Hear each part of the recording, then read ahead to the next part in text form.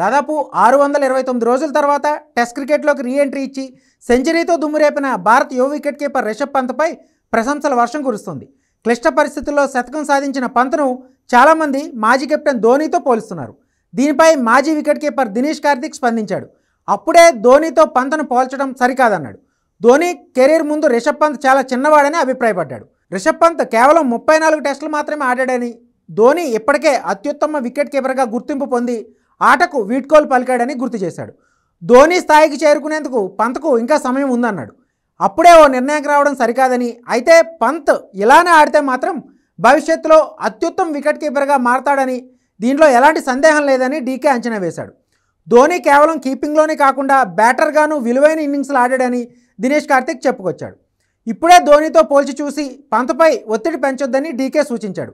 కాగా చెన్నై టెస్ట్ రెండో ఇన్నింగ్స్లో పంత్ అదరగొట్టాడు. గిల్తో కలిసి కీలక పార్ట్నర్షిప్ నెలకొల్పిన పంత్ ధోనీ టెస్టు శతకాల రికార్డును సమం చేశాడు. దీంతో భారత్ తరపున టెస్టులో అత్యధిక శతకాలు నమోదు చేసిన వికెట్ కీపర్లుగా ఈ ఇద్దరు సమంగా నిలిచారు. ఈ రికార్డుకు ధోనీ ఎక్కువ ఇన్నింగ్స్లు తీసుకోగా పంత్ మాత్రం అత్యంత వేగంగా ఈ ఫీట్ సాధించాడు.